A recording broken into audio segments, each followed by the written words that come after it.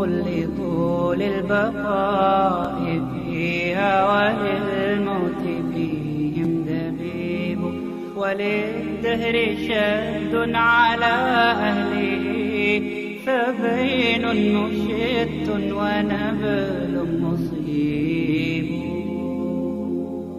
ألا كل ما هو آت قريب وللأرض من كل حي نصيب Assalamu alaikum wa rahmatullahi wa barakatuh. Praise be to Allah for allowing us all to gather here tonight and also for giving me a really good car park out the front. Basically tonight I wanted to talk a little bit about my way to Islam. I, like Brother Clay there, grew up in the country. We had a farm. We also didn't have very much fun with chickens. And again, likewise, we didn't have any television. We were left to play amongst ourselves, make our own fun. And I guess I was left on those cold winter nights to contemplate about life when I was 4 years old and think about, was there more to life? And I didn't really think that much about it, to be honest. When we moved to the city, I remember my best friend at the time, who really it was only happening to be my best friend because we sat together in grade 3. He was a very devout Christian. Now, his parents were devout Christians. He was obviously just dragged along to church. But my whole life, I'd never been to a church, not once. My parents had always said, when you die, you're worm food. That's it. There's no afterlife. You're not going to come back as a bird or an ant or anything. That's it. Nothing. And they basically believed that because they'd been dragged along to church all their lives. And they hated every minute of it. So when we grew up, they basically told us there's nothing else. Alhamdulillah, that gave us our own opportunity to basically think about what we believed. And they didn't force us to believe or disbelieve anything. Now, my first spiritual experience happened in grade 3 when I was 8 years old. My friend, who I used to sit next to, best friend, and I used to have this thing where we'd say, swear on our friendship. If you say something and you mean it, you better swear on our friendship. Which, was a friendship for about 3 weeks, so it wasn't really a really big deal. But it still meant a lot. One time, one thing was particularly important to him. And he said, listen, bro, I'm not going to get you to swear on our friendship. I'm going to get you to vow to God. Now, I remember thinking to myself, vow to God? What's that mean? My friends said to me, it means if you lie, you're gone. You can't lie on this one, right? You can swear on our friendship and you can lie, but on this one, it's all over. And I went, what do you mean? He goes, well, God's everywhere. Now, obviously, he's Christian, so he's explaining his belief. I go, what do you mean God's everywhere? I can go to the toilet and he's there with me as well. What are you talking about? He said, he'll find you if you lie. And the worst part was I was lying. And I did vow to God. And that night, first spiritual experience, I was so scared that God was going to kill me in the middle of the night. Because I had no understanding of God or this or that, but I thought, I've lied and I've vowed to God, I'm a goner. Alhamdulillah, I'm not. And I made it. Anyway, this friend and I, obviously, we actually been friends for 19 years. Alhamdulillah, we're not friends anymore. But we were friends for quite a while. Now, I guess my story of my quest, my holy path, my way to Islam began in first year university. So coming from the country up, moving to the city, having my first spiritual experience, now I'm in first year uni. I had a particularly bad year. And this is no joke, seriously, it was a very bad year. My parents separated, which was devastating to me. I had always thought of my parents as being people who'd be together. In fact, my friend's parents would, he'd punch his wife and they're still together. And my parents were really nice to each other and they're not together. I couldn't work it out. So it rocked my world a little bit.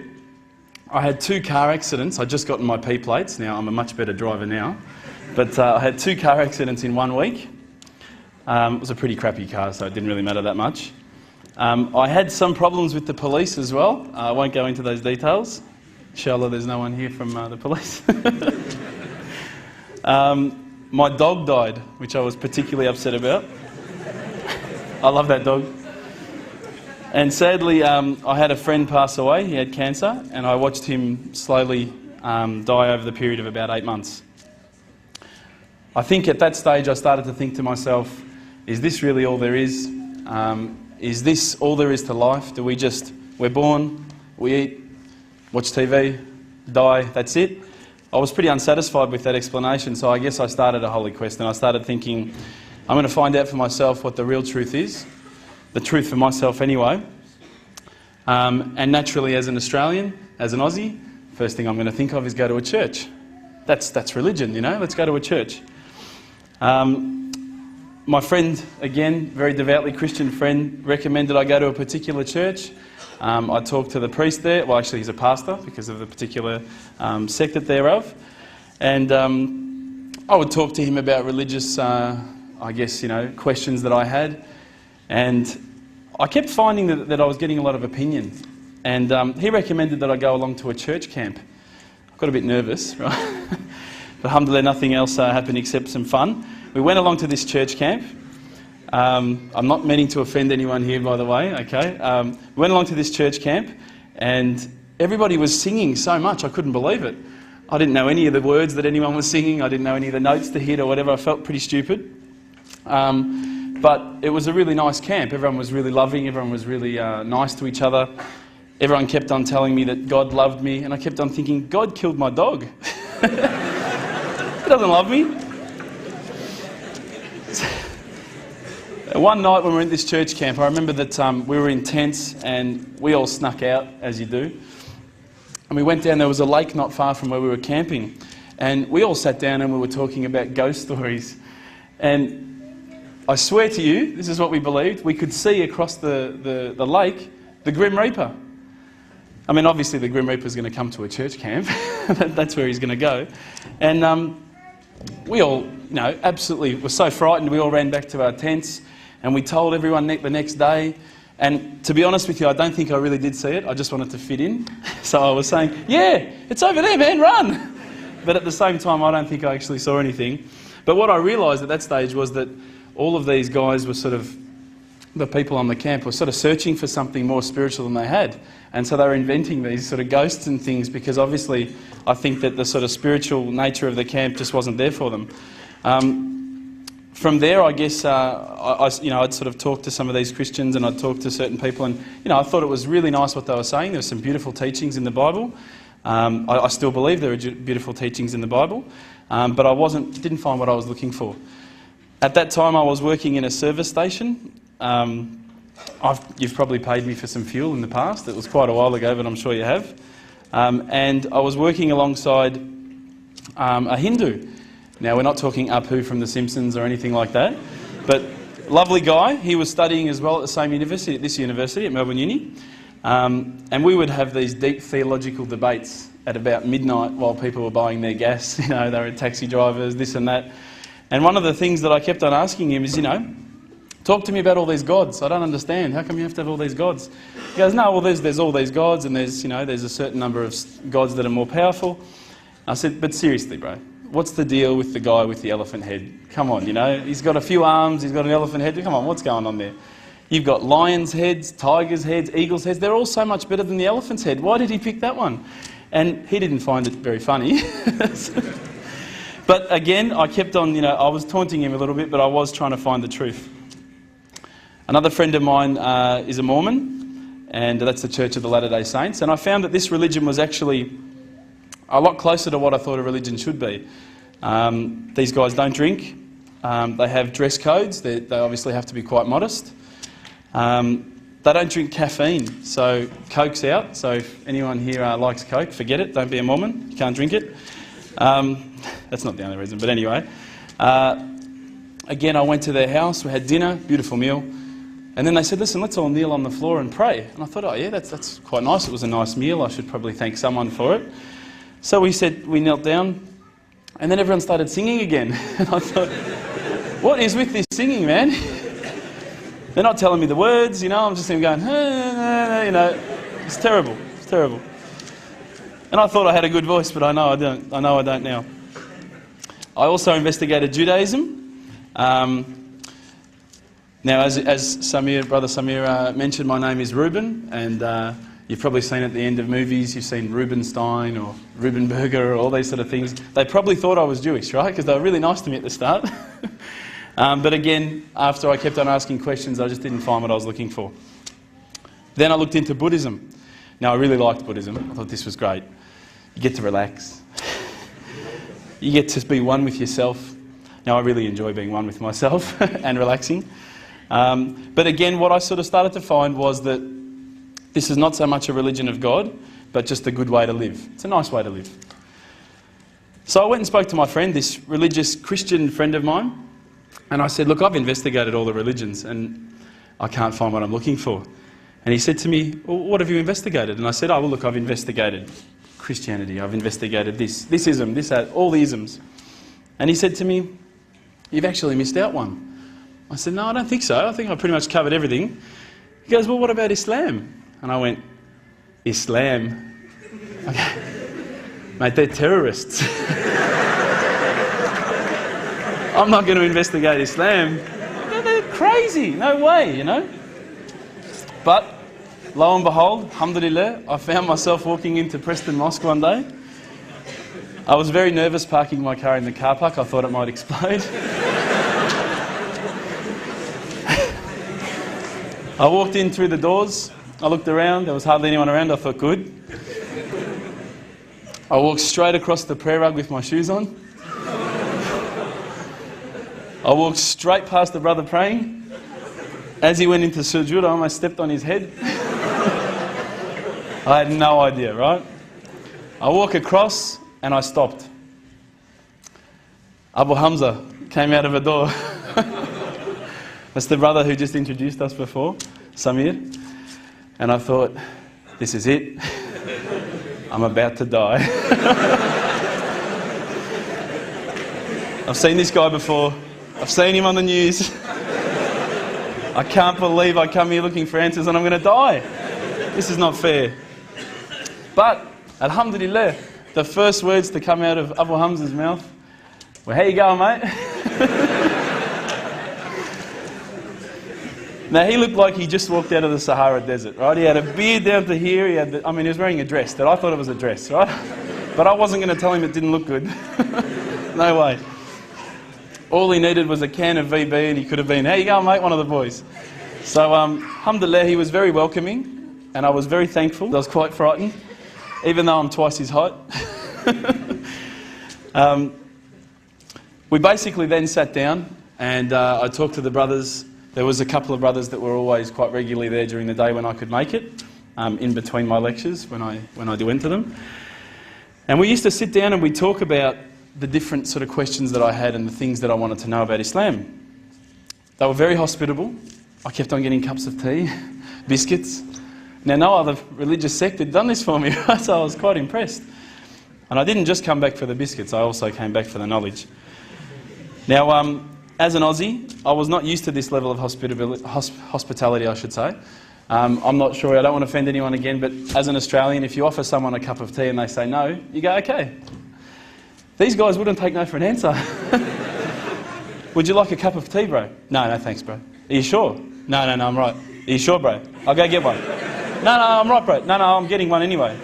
Sure. Look, I'll just get you one, right? No worries, I'll get you one. All right, man, I'll take the tea, you know? Subhanallah. So I had to keep on taking toilet breaks, you know, there's cups of tea waiting when I come back. I put on about 10 kilos in my quest for religious enlightenment. But anyway, as I say, we get back to the questions I was asking the brothers. Now, what I'd found with a lot of the other churches and people that I'd spoken to, religious leaders, was that when I asked a question, they would quite often just say, your answer is this. I'd say, oh, okay, that's pretty good. When I was sitting down with the brothers from the mosque, when I would say, listen, I don't understand this, what about this? They would never just answer from their opinion. They would always pick up the Quran, they would open it up, and it would be like, they're like human indexes. They would just, bang, page 142, read this. And I would read it and I would go, wow, that's beautiful. And I would say, look, you know, where's all this part about killing people and blowing up cars? And I don't see that. Is it somewhere towards the back that I haven't read it yet? You know, I can't find it. I haven't quite gotten up to that bit yet. And they said, no, we'll talk to you about what we know, and then we'll tell you what the media says. Now, my obvious first impressions when I walked in were that these guys were terrorists. And I found nothing but the opposite. I found that they were the most hospitable, caring, nice people. I mean, these are guys that would say, do you need a lift home? Because they saw my car. Do you need a panel beater? Do you need a new motor? But they really cared, and I could see it in their eyes that it wasn't something like, if you go to a church, you need to donate, or, we're looking for money from you. These guys really cared, and it intrigued me. I thought, how can they care so much about something? It blew me away. So I kept on asking questions, and as the brother before me was speaking about alcohol and marijuana and all those sort of things, obviously I'd also taken all of those things. Alcohol, I loved to drink. Loved watching the footy with a can of VB, all that sort of stuff.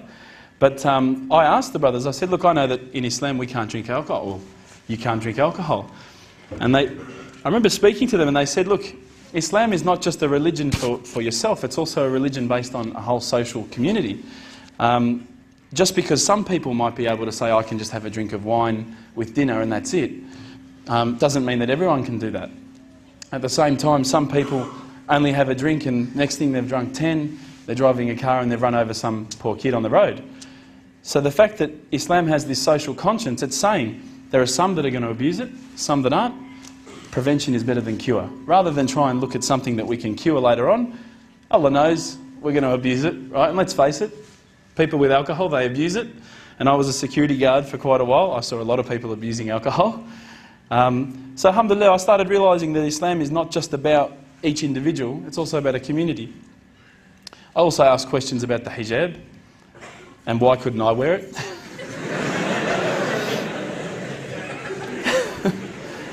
How come I can have 4 wives? How come she can't have 4 husbands, huh? But every time I'd ask these questions, I'm not going to answer them tonight because I'm not giving a lecture. You'll start laughing at me even more. They would still give me reasons, and as an Australian I would still struggle a little bit with some of their reasons, but the more and more I thought about this whole social idea of Islam working as a community, I realised that all these things really fit well together. It's very difficult from an outside point of view to think, okay, the scarf, or okay, the beard, or okay, the kebab, okay, the abaya, whatever. But once you start actually looking inside the religion working as a whole unit, as in implementing every step of the way, it starts to make sense. And it started to make sense. But again, I didn't want to just make a leap of faith because I wasn't looking just to say, hey, that's my religion. These guys have got panel beaters, mechanics. These are the guys for me, right? I wanted to actually find something that for me really made sense. One night, I was sitting at home. Now, I apologise to some people who may have heard this story. It's called the candle story. I was sitting at home and I thought to myself, I want to be, one with myself again. I want to get closer to Allah. So I lit a candle. I opened the window. I had the blinds drawn. It was a nice night, a bit warm, Thought this is about as spiritual as it gets, a candle. The Quran. I'm sitting there reading. And I stopped and I thought to myself, look, this is the time. This is my night. Tonight, Allah and me, we're going to have a bit of a conversation. We're going to, we're going to bond. All I need from you, Allah, is just a sign. Just a little sign. Look, nothing too major, just maybe a bolt of lightning. Bolt of lightning for you, man. Come on, you created the earth. This is just a bolt of lightning. It'll be easy. So I sat there and I went, okay, go. And I swear to you, nothing happened. Absolutely nothing. I was really disappointed. I said, Allah, this is your chance. I'm here, I'm asking you. Where's my sign? Come on. I'll give you another chance. Maybe you were busy, it's night time here, it's busy over the other side of the world. I'll give you another chance. I said, look, this time don't worry about a bolt of lightning. Maybe I could just get a bit of a creak in the floor. Maybe I could hear a car backfire. Something that I'll know it's for me, but no one else will know. It's just between you and me. Again, I said, go.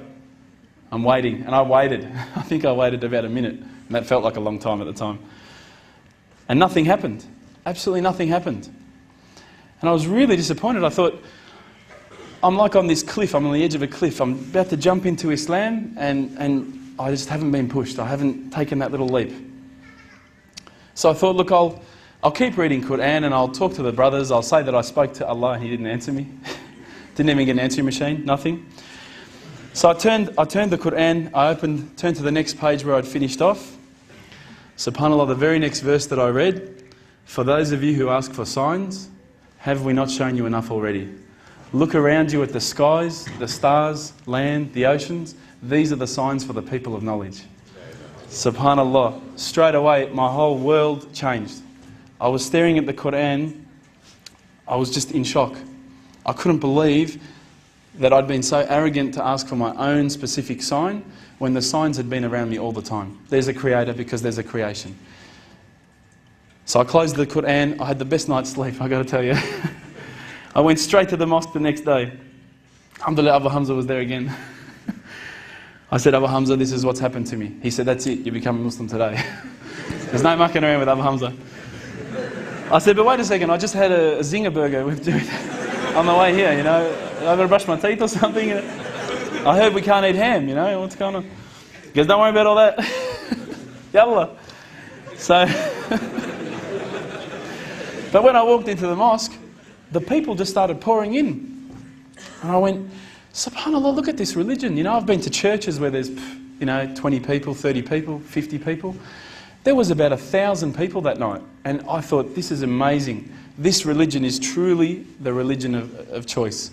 And then I found out it was the first night of Ramadan. The good old Ramadan Muslims. But still, it was nice. So anyway, Abu Hamza took me aside. He said, look, you're going to have to say a few words. I said, what do you mean I've got to say a few words? I thought I just had to sign something, get a bit of garlic sauce on my tongue or something, that's it, I'm a Muslim. He said, no, you've got to make shahada, we need witnesses. You've got to say these words. I said, can't you just let me do it in English? I said, have you seen the guys out there, man? They've all got beards down here, they're massive. You get these words wrong, I'm a dead man again, you know? He goes, no, you have to say them, and trust me, bro, trust me. And I did, and alhamdulillah I did. I stood up in front of all the brothers, and to be honest with you, I was looking across this sea of beards. I was mesmerised. I started to say the words, and all the fear went out of my body and out of my heart. Ashhadu an la ilaha illallah wa ashhadu an Muhammadan Rasulullah.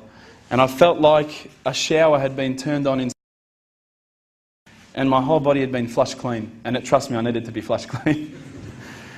I was standing up there. All the brothers started yelling out, Takbir, Allahu Akbar. I thought I'd done something wrong. So I stood back a bit, and they started coming towards me, and I thought, oh no. I'm pretty sure I said what he said. And they started hugging me and kissing me. Now, I had never been hugged and kissed by that many men in my life.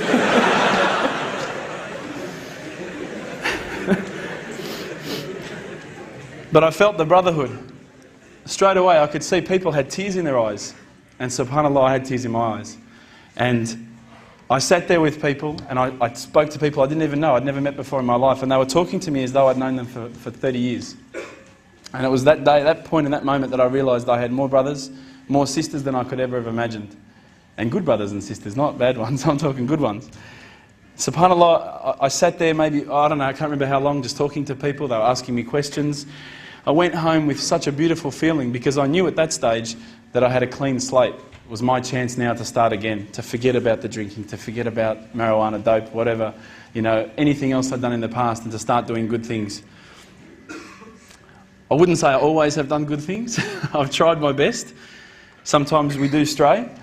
But the things that I'd like to sort of go on with here, in terms of once I became Muslim, a lot of brothers started to invite me to their house. And the first such experience that I can explain that was quite a funny one, went to a brother's house. They wanted to introduce me to as many brothers as possible. I think they wanted to marry me off to one of their sisters. I went there and I went around to Assalamu alaikum. I was pretty proud of myself. I knew how to say Assalamu alaikum. And they go, so, kifa halak? Yes, kifa shukr? I go, yeah, good. Yeah. thanks. Yeah. And they're going, Hkiarabi? I'm going, yeah. Yeah, thanks. Again, I had no idea, but I smiled a lot, and I think I got away with it.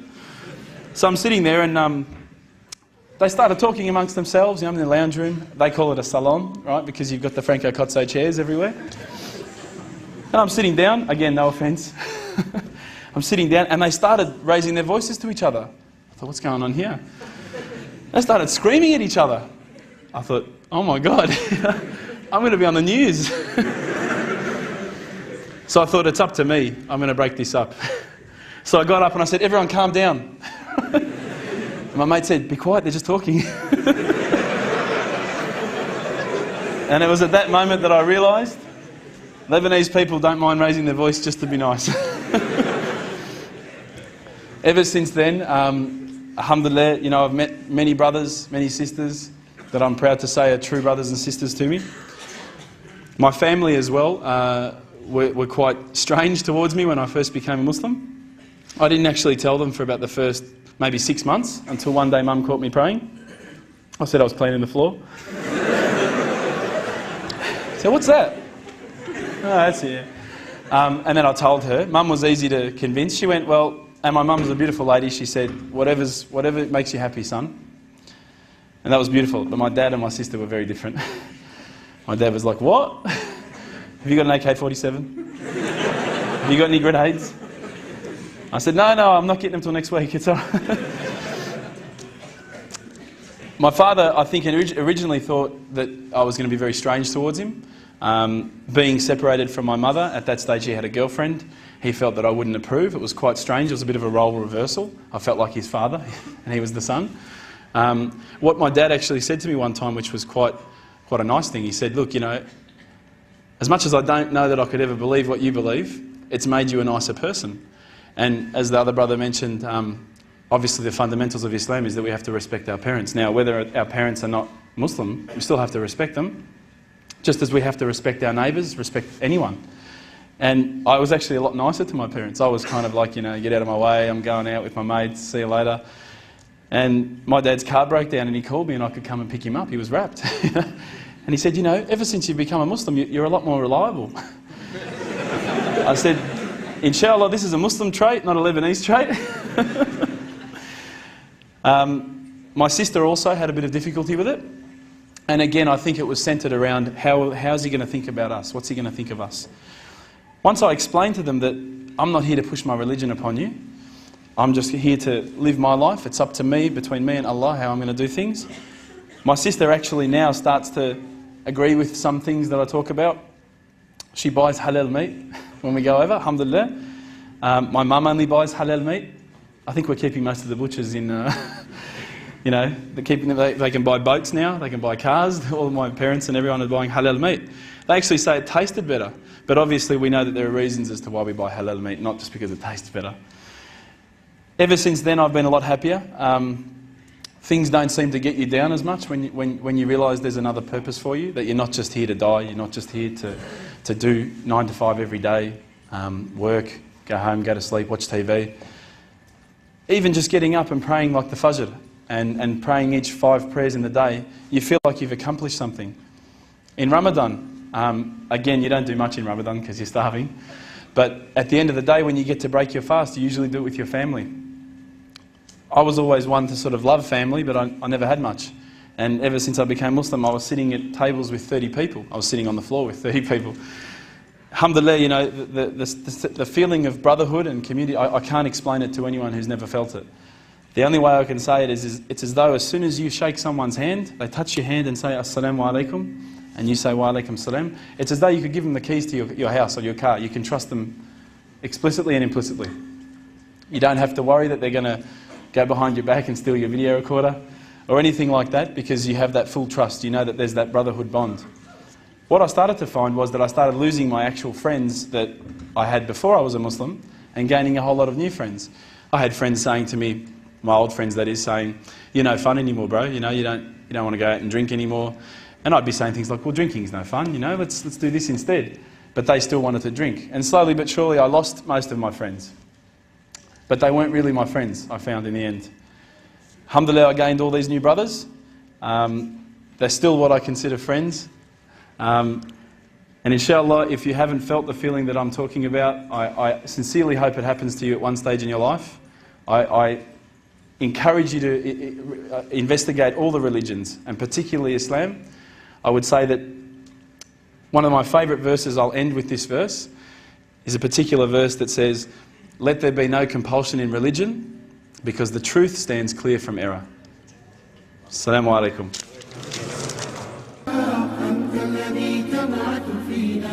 The second question is, I know a Muslim brother who was the person to guide his friend to Islam. But he actually not a good Muslim. He's actually not a good Muslim. What is your feeling towards him if he was your friend? This is the question to Brother Abu Bakr. I know from my experience that the best thing that you can do is surround yourself with good brothers and sisters. If you're a sister with sisters, if you're a brother with brothers. Unless it's for marriage, all right? So don't go taking words out of my mouth. I think that when people say that they're not doing the best things, or they're actually straying from the path, if you surround yourself with good brothers, they'll always keep you in check. I know that when I've done some things that might not be right, if there's a brother that I'm happening to hang around, he'll say something like, "Bro, you know, I don't know if you should be doing that." And look, it's also a tough one too. Sometimes people hang around other people that they give you their opinion all the time, they tell you what they're doing wrong, but they don't look at themselves. So it's really important to surround yourself with good brothers and sisters. If that person is someone who brought another person to Islam, maybe look at what's changed in their life since they've actually done that. Maybe they're now hanging around with some different people. But from my experience, one of the things that really changes people is who they hang around with. There's an old saying, if you hang around with a blacksmith, you always smell like smoke. If you hang around with someone who works in a perfume shop, you always smell like perfume. So my advice to this brother, I'm sorry about this, sorry. My advice is just to make sure that person hangs around with the right type of Muslim brothers and sisters, and you know, keeps on going to places like the mosque, to ISNA, whichever organisation they can get to.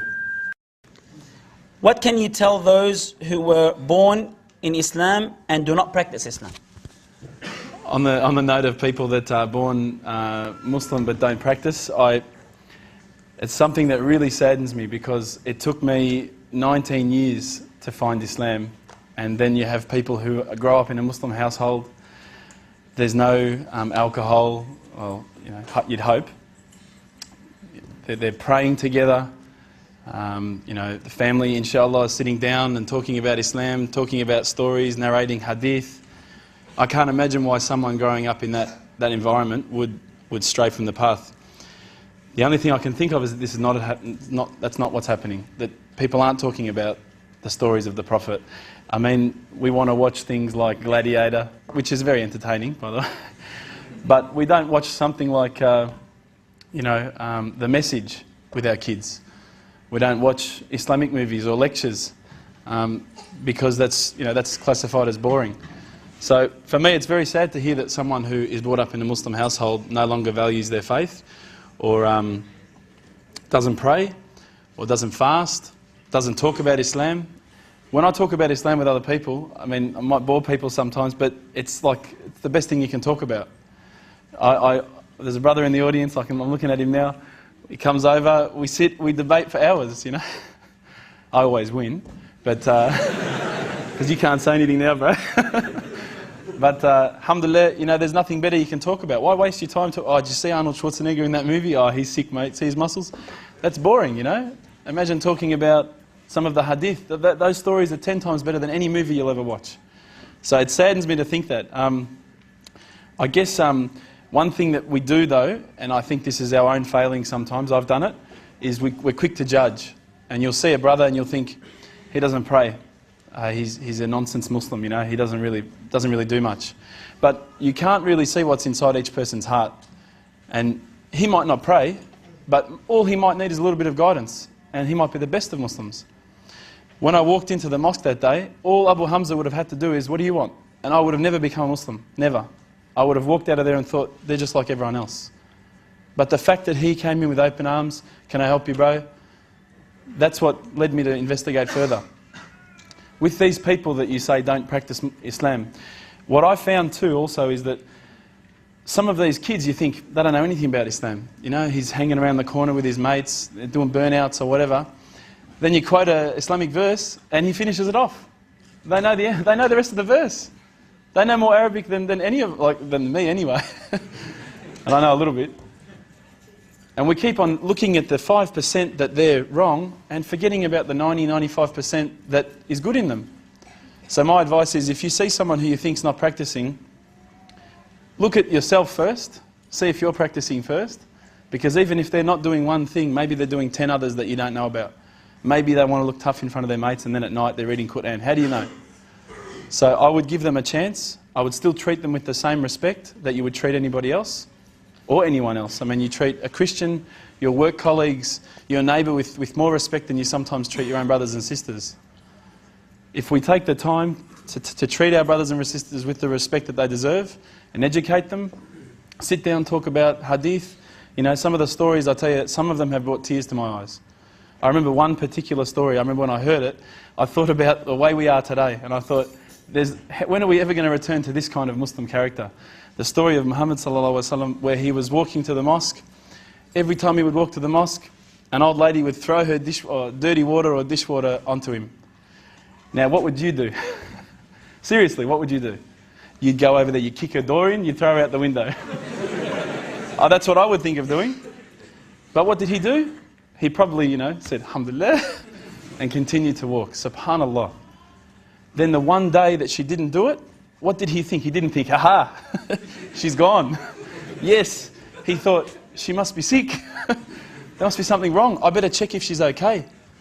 Subhanallah, can you imagine the character that requires to worry about someone that's been chucking their dishwater on you? He went up, she was sick. He inquired after her, he talked to her servant. Do you know they both ended up becoming Muslim? They both made Shahada because they said, anyone who can be like this must be the servant of Allah. Anyone who can have that character. So all I'm saying to you is that we will look around us and we'll look at that guy and we'll say, look at him, you know, he's doing this, he's doing that. But trust me, there's good in everybody. Muslim, non-Muslim, there's good in everybody. And there is people who you'll walk past with a mohawk, right? I used to have a mohawk. I thought I looked fantastic. I looked terrible. And look, I'm now a Muslim. And yet if you'd have walked past me years ago and you've seen, look at this guy, you know, army greens, mohawk, you know, headphones with Metallica. And subhanAllah, I embraced Islam. So I'm telling you now, don't look at people and judge them straight away. Because we don't know all the information. Only Allah knows the information. So inshallah, let's...